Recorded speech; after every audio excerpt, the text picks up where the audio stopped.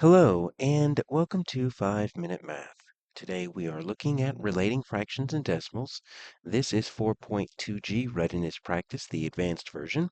If you are interested in exploring the intermediate or proficient versions of 4.2G or the Readiness Practice resources aligned with any other standard, you can find them by using the link in the video description.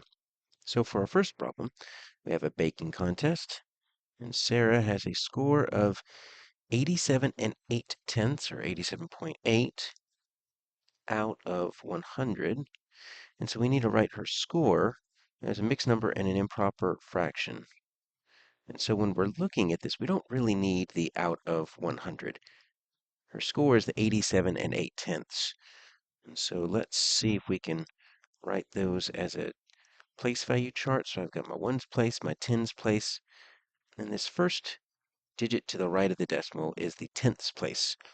So I can write that as a 0.1 or a 1 over 10. So how do I write this as a mixed number? Let's start with that. Well, my mixed number has a whole number, and so right now my whole number is going to be this 87. So let's write that, 87. And then the mixed number part has a whole number and a fraction. And so what is my fraction? Well, my fraction is going to include this 8. So that 8 is actually going to be in the numerator, but I need to have a fraction, so the denominator needs to match the place value that it's in. So it is in the tenths place.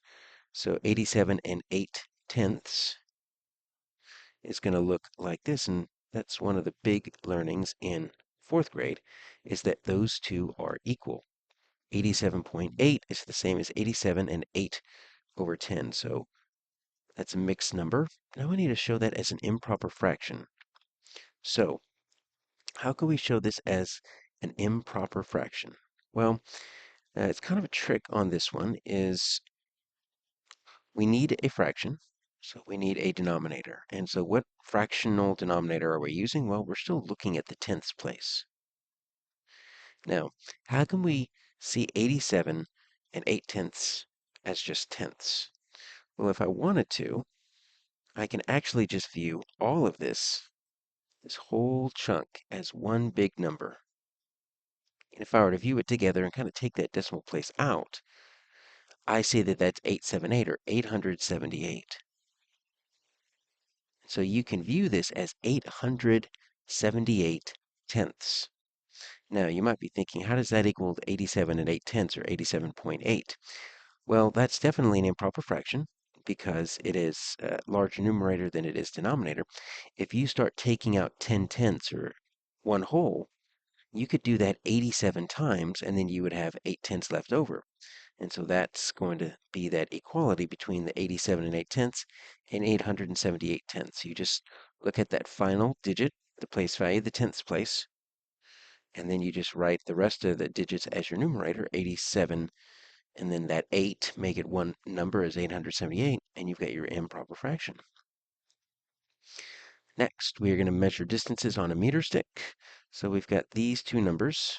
We need to write them both as mixed numbers and improper fractions. We can do what we just did. Let's try this 133.8, and then I've got a larger number, 1,290 and 38 hundredths. So let's write our place value here. So that's 1, 10, 100. That's my tenths place. And this is my 1, 10, I've got my 100, then I've got my thousands place.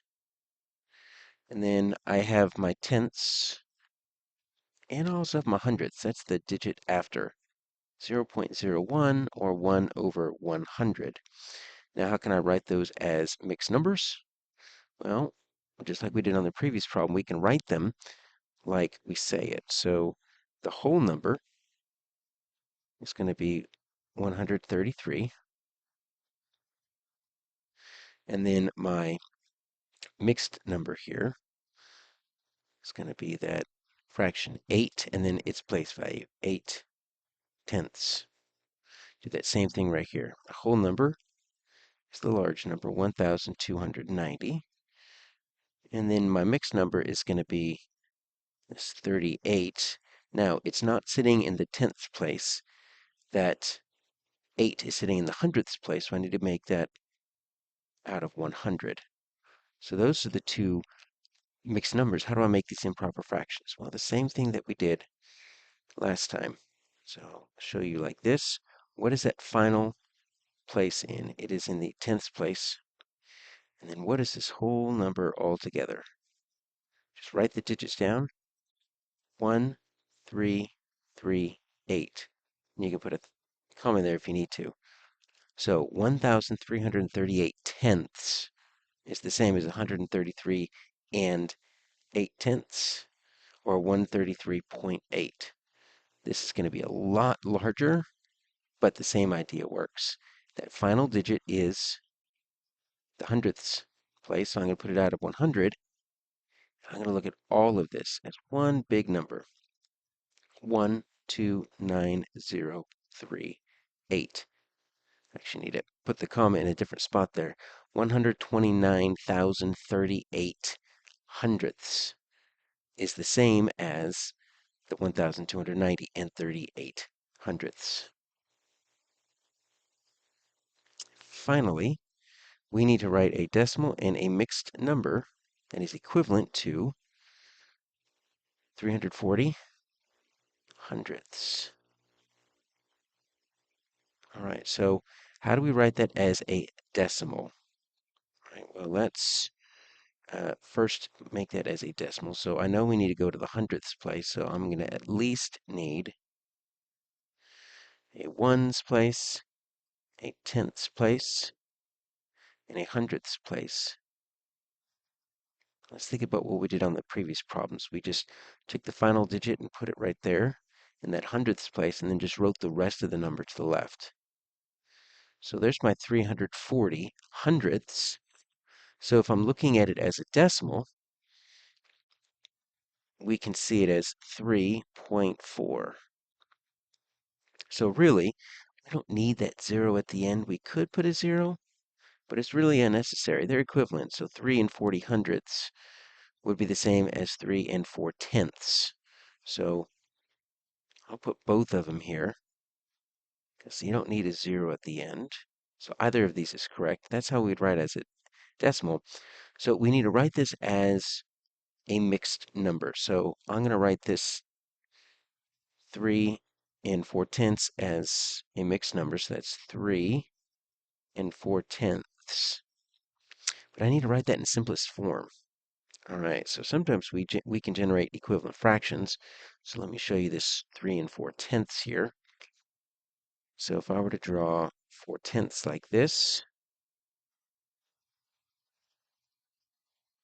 so there's my tenths, and I'm going to shade in 1, 2, 3, 4. One way to generate equivalent fractions is to look at, are there units that you can clump together. So if I clump all of these together, these two together, what I could do is I can reimagine this as fifths. And so this right here is going to be 2/5. And so I can see this is the same as 3 and 2/5, because 4 tenths is the same as 2/5. I just grouped 2 tenths together to make a fifth.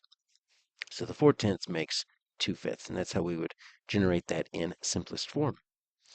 If you are interested in exploring the 4.2G readiness practice for the intermediate or proficient versions, or the readiness practice resources aligned with any other standard, you can find those by using the link in the video description.